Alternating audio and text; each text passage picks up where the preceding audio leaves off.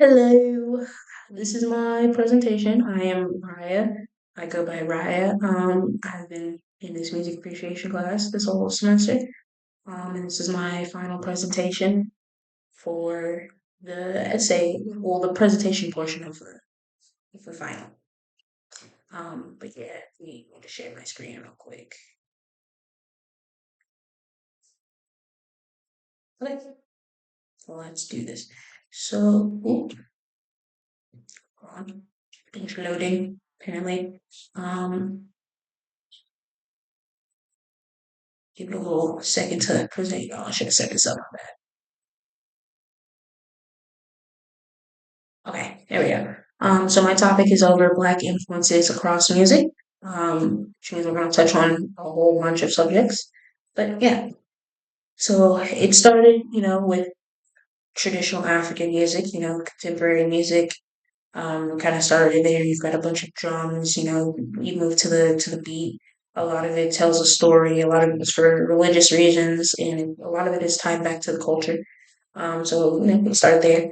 And we go, more into our mainstream influences and stuff. You've got the 1900s vibes, jazz is what we start off with. It originated in New Orleans, and it evolved into this very well. Now it's a very big thing, but it took a while for jazz to actually catch some flow, some speed and popularity. But yeah, jazz brought around a lot of subcultures and countercultures. One of the subcultures was swing. Jazz and swing, a very beautiful thing, a very romanticized side of jazz, which is very lovely.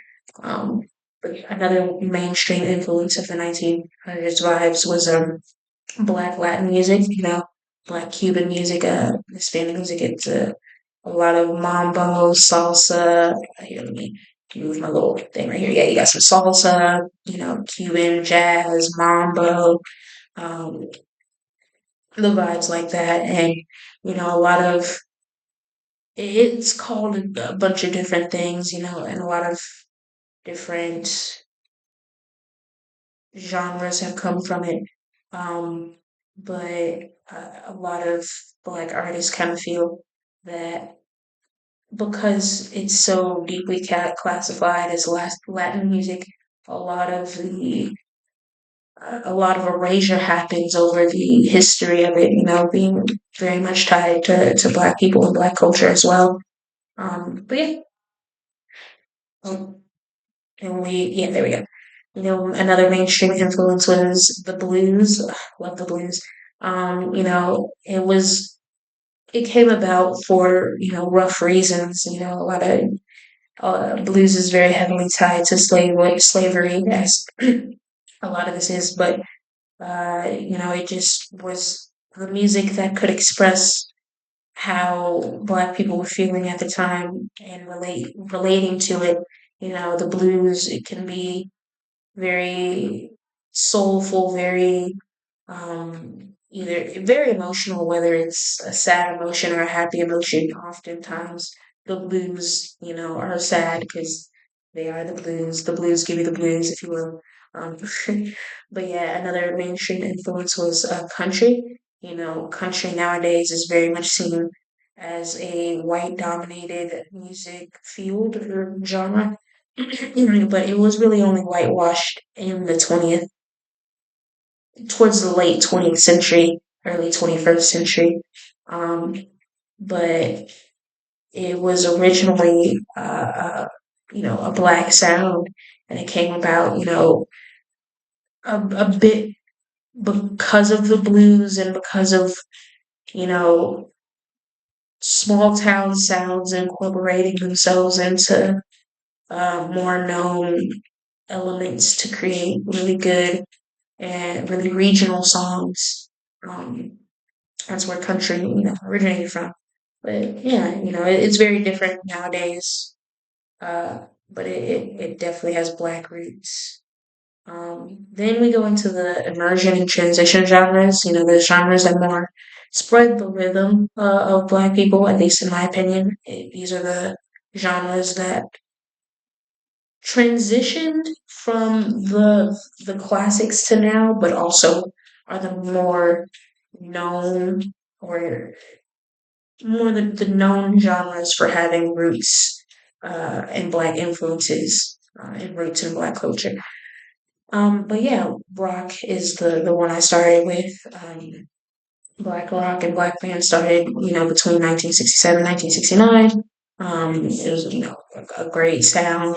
Rock as a genre and as a whole kind of came up as a counterculture and as a way for teens and not just angsty people, but for the crowd that was going against the social norm to go towards rock. You know what I'm saying?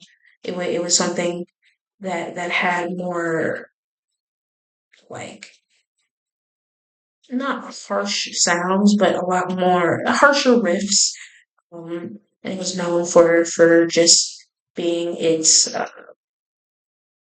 just known for being for a counterculture, if you will. There we go. That was the word I was looking for. But yeah, another immersion and transition genre would be soul music. Soul and funk have a lot of crossover. You've got funky soul, disco, funky soul.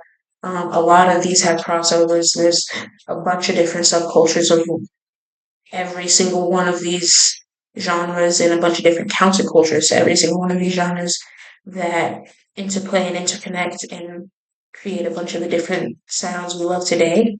That could make it a lot harder to classify music today, but it's really great to have a unique, and I do mean a unique and specific genre boiled down for every sound you can imagine. But anyway, soul music, it came around. It was the more gospel influence of the song of the things. Um, it had it had soul had its roots more in religion and in connect like religion, spirituality, and just being connected. Soul music comes from the soul, and so it's a way to just feel like you're being connected on a deeper level to people. It's a very beautiful genre. I love soul music. Um, But like I said, soul and funk have a lot of cross sections. So of course I have to go with funk next for my next immersion and transition genre. Funk music is just amazing. One of my favorite songs is "Play That Funky Music, White Boy."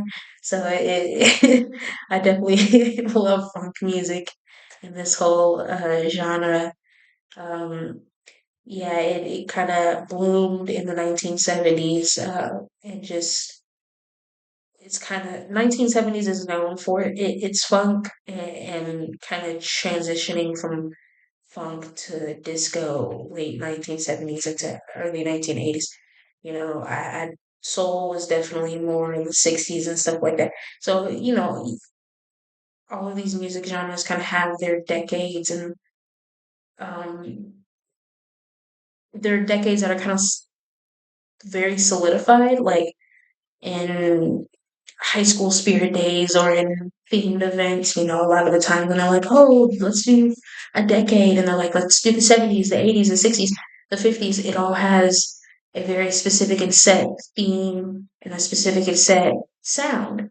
And so these are just kind of exploring those specific set sounds. And the sound of the 70s was definitely funk. Um, but yeah. And so then we have R&B, which is still huge and going on today. It's still being produced. As you can see, these are the earlier artists, not earlier artists, the newer artists, The Weeknd, Rihanna, Beyonce. I don't know who that is. I hope that's not R. Kelly. If I accidentally put R. Kelly on here, my bad. I don't like that artist personally. Love Aaliyah though. Anyway, R&B, even though it is still very popular and had it R&B doesn't have a decade to itself. It's one of the genres that has spanned over decades. It's gotten to the point where you hear things like 2010s R&B, 2000s R&B, the 1990s R&B. Um, and I will say the 90s is when R&B, picked up in popularity. It surged in the 80s. Um, but it's just such a great genre. R&B is a fusion genre within itself. It's rhythm and blues. So for blues to gain such a to have a subgenre that's gained such popularity that it's no longer a subgenre. It's its own genre that has subgenres and countercultures to it, and that within itself is a very pretty and beautiful thing to me. Um, but yeah, rhythm and blues is amazing. Queen Latifah, one of my favorites. Gotta be honest. I'm not a big Mariah Carey person, but yeah, yeah. So then we go into our modern influences and more what's to come. The present and the future, if you will. And we have rap and hip hop. It came around and started in the 70s, but I would like to say it made its official like full surgence in the 90s along with R&B. Um, it's once again one of those that have spanned it across decades. Um, there's a popular conversation nowadays that has rap died or is rap just turning garbage? And whether you believe it is or isn't, is besides the point. The point is it can't be dying if it's still generating such a buzz, such a conversation, such money. So, what I'm saying? There's a lot of people that see some of these albums as the fall off of rap and hip hop. I wouldn't say these specifically; these are actually all pretty good.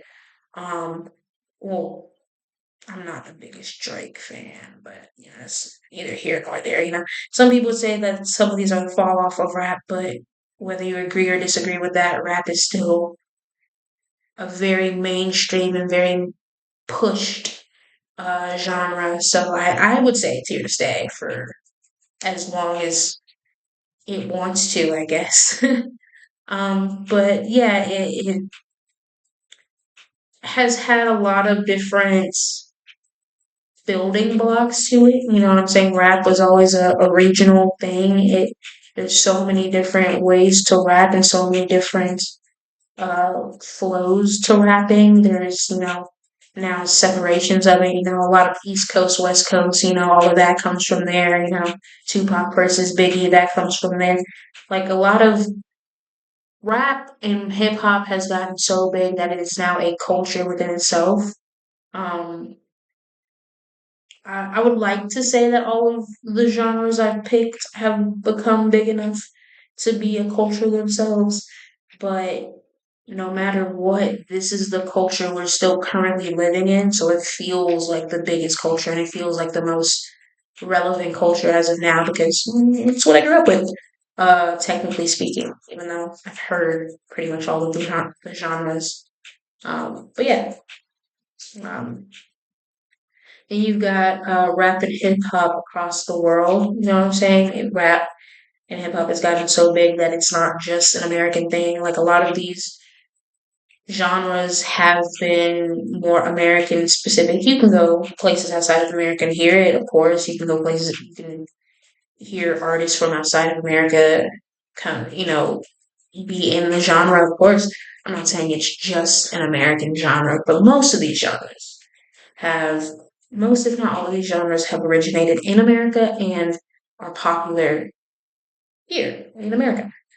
So, to see rap and hip hop become as big as it has, to the fact that it expanded its influence across the world is pretty nice. A lot of these topics have been that influential, but even with the influentiality of them, they haven't had the golden age of social media and the rise of they haven't had the technology that we have today to fully just get it all out there.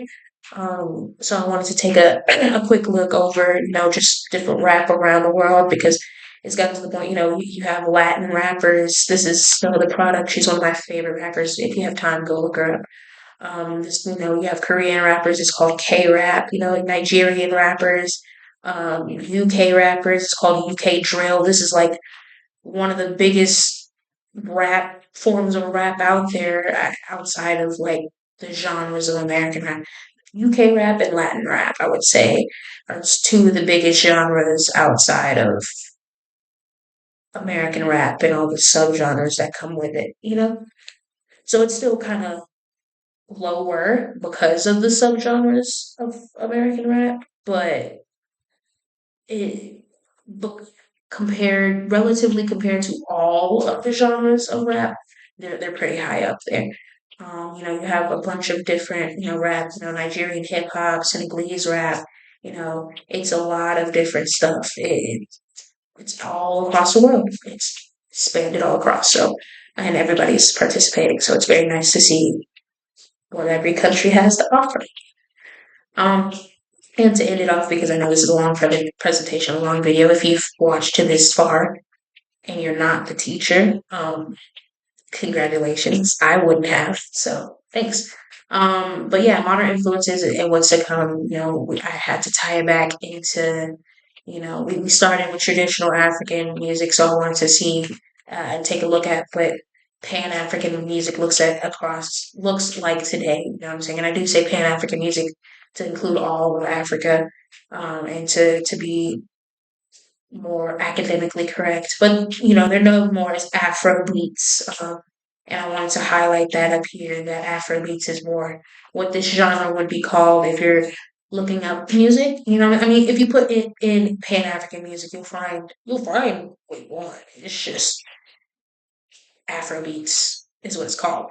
Um, but yeah, Afro beats and Caribbean music, reggae didn't have its own section in here, and it has a very deep and diverse culture that is also Black music.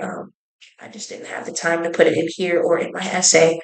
Um, and let's be honest, if I was going to include all of Black music, this would be at least a 50 slide PowerPoint, a 3 hour video, and like a whole book instead of a 5 page essay. But, I did want to give it its props and mention it because it has changed a lot from being reggae and reggaeton music and having more solidified purpose in being a activist movement to what it is today, and it's reggae music to more modern reggae music. I wouldn't even say is fully reggae music. I'd say more modern reggae music belongs to Afrobeats because not a majority of it still carries the same political activist message that it used to.